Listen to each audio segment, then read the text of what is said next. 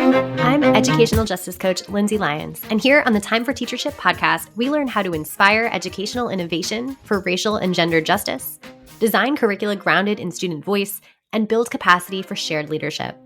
I'm a former teacher leader turned instructional coach. I'm striving to live a life full of learning, running, baking, traveling, and parenting because we can be rockstar educators and be full human beings.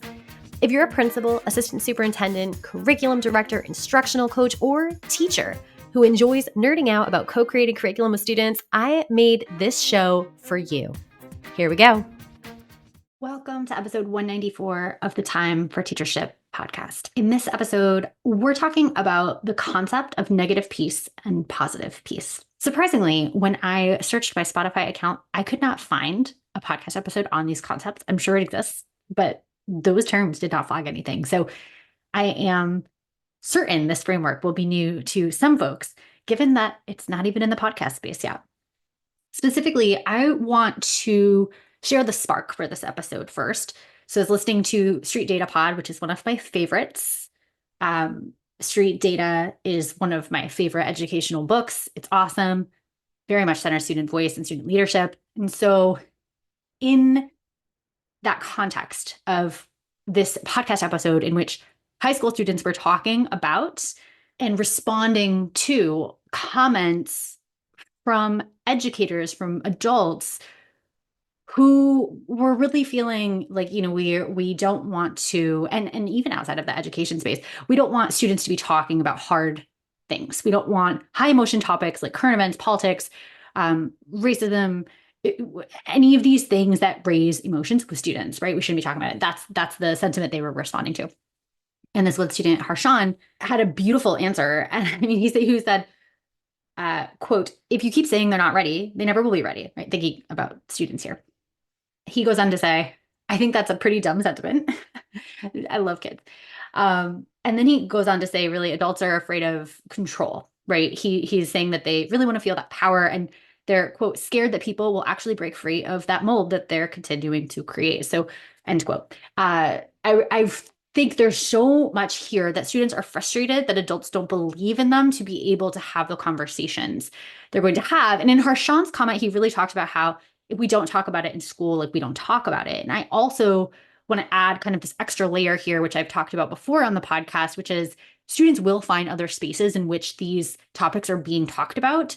And they might not actually have an opportunity to engage within a kind of container of perceived safety and belonging to the extent that a classroom might be able to create that. And I was listening to another episode of that same podcast where Dr. Django Paris is on there talking about this idea of community care and how, as an activist and community organizer, he also has been thinking about this idea of his culturally sustaining pedagogy, which he has coined the term and built out lots of research and text around.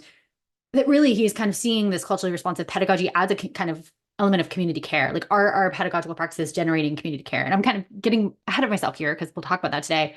But I think in the context of all of this, right, culturally sustaining pedagogy, student voices and student leadership, and what do students really want to do? And what do we really want to do as leaders to create the container in which students are engaged citizens, helpful participants in a community of like moving it forward, right? Like leaders now and in the future, and avoiding those high emotion topics like shouldn't be the thing, right? We need to equip people with the ability to negotiate and navigate conflict in ways that our leaders and our adults in our society currently are not doing, right? And I want to be very clear that that is a tough ask. It is a very tough ask given so many things, given exactly what is happening with adults in our society, given legislation that is happening in many states and communities, and the fear of teacher jobs. Like, I want to caveat all of this with like, it is challenging. It is challenging to be good at this, even in places where the law is not an issue, right? And I want to encourage and inspire us that it is worth it despite the challenge. And personally, I just want to constantly get better at this. It is something I'm always striving to do. And maybe the circumstances dictate how I do it, but I want to try to always do it, right? I want our students to be able to navigate their emotions and emotionalities with care and thoughtfulness, and to be able to discuss things that bring up emotion is like a critical life skill. I also want to frame that recently on the podcast a few months ago, we had Gorski and Matthias's 10 elements of white liberalism list, and avoiding or kind of equating negative peace with positive peace and mistaking these two distinctions was number 2 on that list. So all of this to say, we've been leading to this moment of needing this framework perhaps. So I'm going to share that today. Very long intro, but here we go. So let's talk about these terms, negative peace and positive peace. There has been historically kind of this emergence of this term over the last century or so. And so Jane Addams is actually one of the first documented people to use in 1907 the term negative peace, talking about how people have talked about peace or are using the term peace in a way that she was like, I have some negative connotations around this. There are bigger things. And the way you're using peace almost seems like it's just not what we want, right? This is kind of like my negative view of peace. Reverend Dr. Martin Luther King Jr. in his letter from a Birmingham jail really brought it to the forefront in 1953 in that letter, talking about specifically white liberals and what he was calling white moderates at that time, defining the term as, quote, negative peace, which is the absence of tension, right? And he talks about, quote, positive peace, which is the presence of justice, right? So negative peace, absence of tension, positive peace, presence of justice. I really like that framing a lot.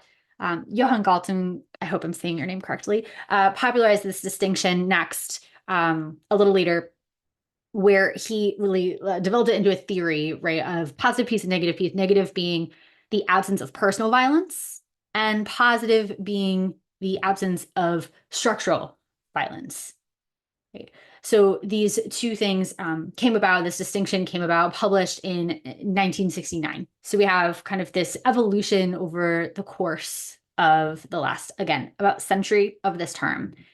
And so now it is taught in peace studies programs and things like that. I think the takeaway for educators here is we want to be thoughtful about the moments in which we are and the structures in which we are prioritizing perhaps negative peace with positive peace. And so what I mean by that, given all of these definitions and uses of the term, is that sometimes we want an absence of tension, right? Or we want an absence of personal violence. And like, sure, that sounds like absence of personal violence sounds great. But in that model, right, Galtung talks about how we need both the absence of personal violence and structural violence, right? We can't have true peace without both. And in Martin Luther King Jr.'s model, right, Dr. King talks about how the negative peace is the absence of tension, right? In that definition, I would argue that we need the tension, we need the conflict. It is healthy, and we need to learn to navigate it effectively and in a healthy manner. One that enables us to connect and grow. If we don't have the connection, if we don't have the growth, we don't have like evolution of society, right? We don't have solutions to longstanding adaptive challenges. So from an adaptive leadership lens, we really want to make sure we are not conflating these two things. And I would say, again, from an adaptive leadership lens, let's kind of ask the following questions. So specific considerations to kind of make this applicable to practice. 1, which types of data are you collecting and analyzing? Are they around negative peace, right? Are they around kind of like office referrals, detentions, suspensions, things that are about personal violence, which, again, I'm not saying don't collect that, but is it just that? Or are we bringing in policy analysis, or bringing in student and family voices, which often surface structural issues we may not be aware of with our particular lenses and experiences? Do we have a protocol that lifts up the issues of structural violence or aspects of positive peace really being lacking? Like, are we looking at identity markers that would signify that structural issues are present, right? The grade disparity between, for example, these racial identities, between these gender identities, sense of belonging, right? Between AP access for students with IEPs or that don't have IEPs, perceptions of belonging for different nationalities in our school, the perception of belonging versus people who were born in the community that they're going to school in versus not, right? Social, emotional, excuse me, this is socioeconomic status. What are the kind of identity markers we're pulling out and filtering the data through those lenses, right? Are we contrasting specific things to identify where structural issues may not be noticed so far and may be present? Hi, this is Leah popping in to share the freebie for this episode, a workbook titled Diagnosing Adaptive Challenges. You can find it at the blog post for this episode, www.lindsaybethlyons.com/194. Now back to the show. Okay, the second consideration, do your conflict resolution or restorative practices, conferences, whatever you have in place, have a structural question for adults or leaders? So usually I will say that restorative conferences have a few questions, right? They might just involve the participants. So if it's a student-to-student conflict, right? What was your experience of what happens? What was the underlying need that you had, or whatever that piece is, just identifying kind of like the root of the problem. And then like, how am I taking responsibility for my impact, right? How did it impact you? How am I taking responsibility for my impact on others? Something like that. Some basic stuff, but I don't see in there that's very like personal, right? That could get at the negative piece, absence of personal violence part of Galton's theory, model, whatever. But it doesn't get at the structure that may underlie the conflict in the first place.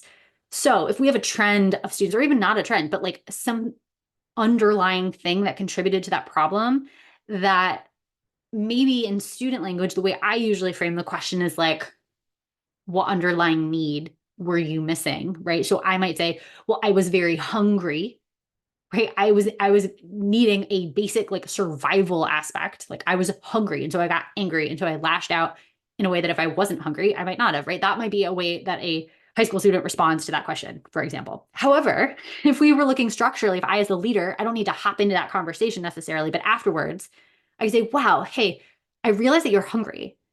And I realize that other students might be hungry. And I realize that structurally, we don't have an ability to give you free food for whatever reason. And maybe we make that possible. Like maybe we look into grant funding for like a snack bar or something, right? Like I don't know what it is, but I'm just off the top here thinking about what you could say.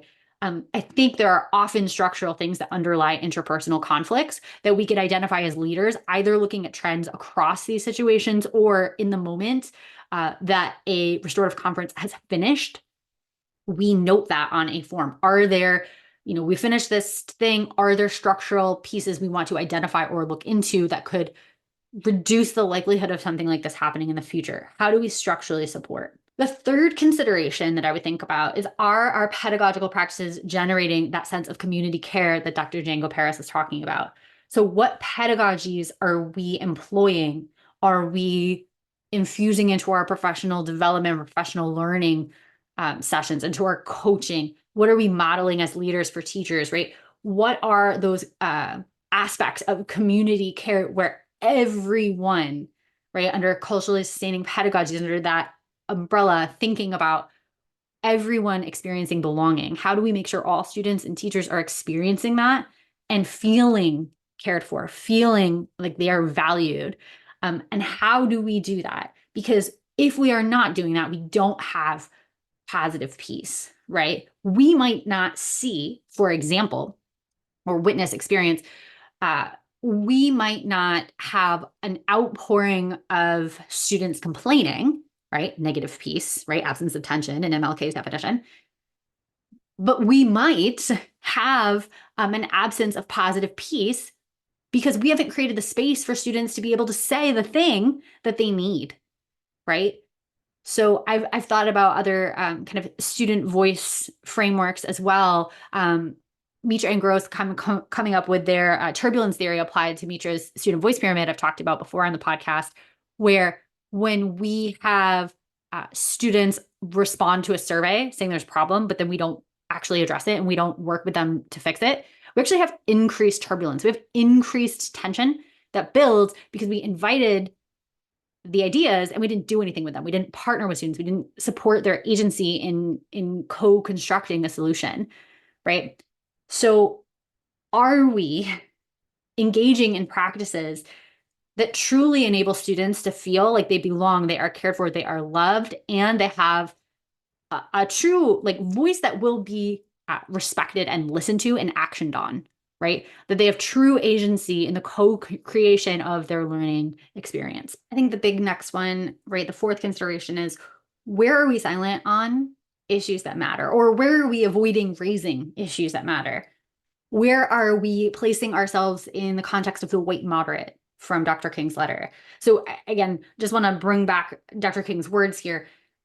In that same sentence in which he's defining the negative piece, positive piece, the kind of fuller piece, the piece that precedes those definitions is, quote, the white moderate who is more devoted to, quote, order than to justice, who prefers a negative piece, which is the absence of tension, to a positive piece, which is the presence of justice, end quote. That's some context there, right? We are often in this space. I find myself often in a space of really being devoted to order, right? Really being falling into the trap of negative peace, right? Oh, everyone's quiet and peaceful and not complaining and great. Everyone's happy. The end, right? Versus digging in a little deeper and identifying injustices that are present. We have to be uncomfortable. We have to kind of sacrifice order and silence and the negative peace idea, right? The absence of tension for the larger positive piece, right? So we have to first be able to identify where this is happening, where we personally are gravitating to that lens or that preference, living that out, where our team is. I think there's so much. I mean, Dr. King goes on to say a lot more, but right, talks about the quote, we will have to repent in this generation, not merely for the hateful words and actions of the bad people, but for the appalling silence of the good people, end quote. Like that is the theme here, right? It's not just this definition that comes from this. If you've read this text, it is robust with this. And I'll just share another one, right? He's talking about white church leaders who he's expecting to step in and work and labor for racial justice. And he says, quote, all too many others have been more cautious than courageous and have remained silent behind the anesthetizing security of stained glass windows, end quote. Right? Again, hearkening back to this idea of Gorski and Matthias's 10 elements of white liberalism list, this is number 2 on here, right? We see this when we are laboring for racial justice. We see this in white liberal spaces, and recognizing that the vast majority of educators are white females. I think this is a really important, as a white female, just naming this, that we identify this as a thing that's happening, and we determine where we personally or our staff are silent on these issues or avoiding issues of racial justice, right? So are we prioritizing our comfort and positive peace over, and negative peace over uncomfortable and necessary anti-racist change? So again, thinking about Harshan's words, I think this is really important to name that students are hungry for opportunities to build their skills in talking about really tough stuff. And so I think step number 5, or consideration number 5, is to really make a plan to design effective environments for really challenging discussions that raise high emotions, that enables students to connect and grow and learn from one another in community, to make mistakes and to recognize and take responsibility for the impact and the repair those mistakes may have, right? And to truly live in community, to truly use their hearts and their heads. I will link to resources for your staff to build this capacity. I will link to resources for student discussion supports. But think about where in your professional learning as a leader, where have you identified places where this is something that staff can practice? Because we're not just going to get good at it. Many adults, myself included, are not great at this. Naturally, it takes so much work, so much professional learning, so much experience just in the conversations and practicing and making mistakes and growing and learning together and being in community. And we can't just anticipate our teachers are going to be ready for it, right? This is hard work and we need to support it with professional learning. So identify where in your professional learning calendar this lives. And it shouldn't be a one-off, right? This should be like an ongoing touch-base thing that I think actually is really best when leadership directs this, or when leadership facilitates and participates actively in this as well. Okay, my final kind of call to action here is that this week I'd love for you to identify one place where you or your staff may be choosing negative peace over positive peace. Even just writing those terms up on a sticky note and having that present, just have that construct front of mind. Try to identify where this might be happening. I'll link to another resource if you need help with this. That's from the work of adaptive leadership scholars Heifetz, Grashow, and Lindsay. It's my Diagnosing Adaptive Challenges mini workbook, which will help you identify where avoidance is present and what are kind of like the look, listen, experience, observe things that you can try to use as a resource bank or a checklist of like, I just witnessed this happening. There we go. That's that in action. Now I can concretely identify it as an example of where we may have chosen to preserve the negative piece or the absence of tension over our positive piece or structural justice. If you like this episode, I bet you'll be just as jazzed as I am about my coaching program for increasing student-led discussions in your school. Shane Safir and Jamila Dugan talk about a pedagogy of student voice in their book, Street Data. They say students should be talking for 75% of class time. Do students in your school talk for 75% of each class period? I would love for you to walk into any classroom in your community and see this in action. If you're smiling to yourself as you listen right now, grab 20 minutes on my calendar to brainstorm how I can help you make this big dream a reality. I'll help you build a comprehensive plan from full-day trainings and discussion protocols like Circle and Socratic Seminar to follow-up classroom visits where I can plan, witness, and debrief discussion-based lessons with your teachers. Sign up for a nerdy, no-strings-attached brainstorm call at lindsaybethlyons.com/contact. Until next time, leaders, think big, act brave, and be your best self. This podcast is a proud member of the Teach Better Podcast Network. Better today, better tomorrow, and the podcast to get you there. Explore more podcasts at teachbetter.com/podcasts, and we'll see you at the next episode.